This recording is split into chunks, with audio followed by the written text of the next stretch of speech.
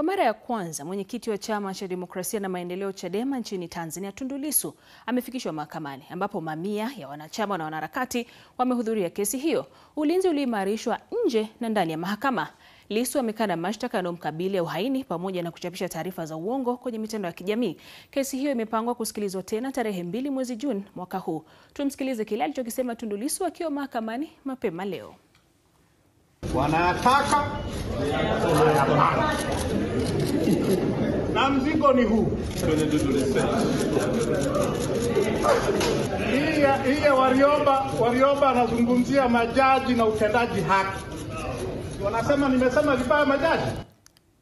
Wakati hayo yanajiri, baadhi ya wanaharakati wa haki za binadamu kutoka nchini Kenya, akiwemo mwanaharakati na mwanasiasa Martha Karua pamoja na jaji mkuu wa zamani Willy Mutunga, walizuiliwa kuingia nchini humo mara tu walipowasili katika uwanja wa ndege wa Julius Nyerere jijini Dar es Salaam kwa lengo la kuhudhuria kesi ya Lissu mahakamani, kisha walirudishwa nchini Kenya. Karua ni wakili anayeheshimika kwa haki za binadamu na amekuwa akimwakilisha kiongozi wa upinzani wa Uganda Kizza Besigye katika mashtaka ya uhaini yanayomkabili. Katibu mkuu wa Wizara ya Kigeni nchini Kenya, Korir Sing'oei, alihimiza serikali ya Tanzania kumwachilia Mutunga na wenzake, huku chama cha wanasheria nchini Kenya LSK akishutumu vikali hatua hiyo. Martha Karua alikuwa na haya ya kusema. If we can be detained, kama tunaweza kuzuiliwa na kurudishwa nchini, wakijua wazi tuko huko ili kuhudhuria mahakama kama waangalizi katika kesi dhidi ya Tundu Lissu, inamaanisha kwamba wanakiuka haki ya kuendeshwa kwa kesi kwa njia ya wazi kwa umma. Kama umma, tuna haki ya kuingia mahakamani na kuona kwamba sheria inafuatwa. Kuondolewa kwetu kunamaanisha kwamba utawala wa CCM unadhamiria kuvunja sheria na hawana nia ya kuendesha kesi ya Lissu kwa njia inayofaa. Naye aliyekuwa jaji mkuu nchini Kenya, David Maraga, alihudhuria kesi ya Lissu mahakamani. Amezungumzia kufurushwa kwa wanaharakati wa Kenya. Kinachotokea katika taifa moja kinaathiri yanayojiri katika mataifa mengine. Hii ni kwa sababu nchi hii ina watu wanaovuka mipaka ili kufanya biashara. Hivyo basi, ikiwa kuna tatizo katika taifa moja, linaathiri pia wananchi wa mataifa mengine.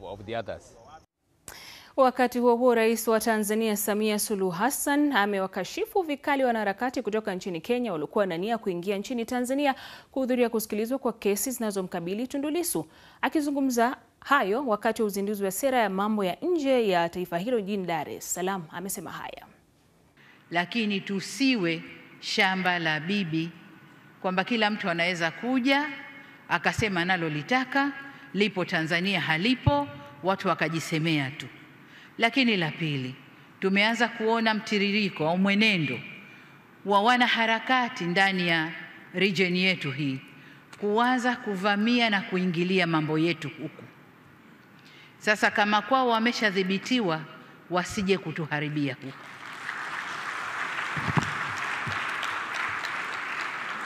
Tusitoe nafasi. Walishaharibu kwao, walishavuruga kwao. Nchi iliyobaki haijaharibika. Watu wako na usalama na amani na utulivu ni hapa kwetu. Kuna majaribio kadhaa. Niwaombe sana vyombo vya ulinzi na usalama na nyinyi wasimamizi wa sera zetu nje kutoa nafasi kwa watovu wa adabu wa nchi nyingine kuja kutovuka hapa kwetu. Hapana. Na ili kufahamu zaidi kile kilichojiri mahakamani mapema hii leo, awali nimezungumza na mwandishi wa BBC Humphrey Mgonja alikuwa mahakamani. Ameanza kunieleza hali ilivyokuwa. Leo asubuhi na mapema wanachama wa Chama cha Demokrasia na Maendeleo walifika katika eneo la mahakama, na ilipotimu kama majira ya saa 4 basi alifikishwa Tundu Lissu. Lakini katika viunga vya mahakama polisi walikuwa wameenea maeneo mengi ndani na nje ya mahakama. Magari ya polisi yalikuwa yamesambaa wakiwa na bunduki. Lakini kikubwa ni kwamba katika maeneo ambayo watu walioingia kuingia, inasemekana kwamba wengi walishindwa kufika. Hata sisi tulipofika eneo hilo tuliwakuta wakiwa nje ya mahakama wakijaribu kuingia, lakini taarifa zilizopewa ni kwamba eneo hilo lilikuwa ni dogo kuwapokea watu wengi. Hivyo basi waliambiwa wengi wakafuatilie kesi hiyo kupitia mitandao. Mbali na hali ilivyokuwa hii leo mahakamani, nini hasa kimejitokeza katika kusikilizwa kwa kesi mbili zinazomkabili kiongozi wa upinzani? Ni kesi gani ambayo imeahirishwa na ipi imesikilizwa na kwa nini?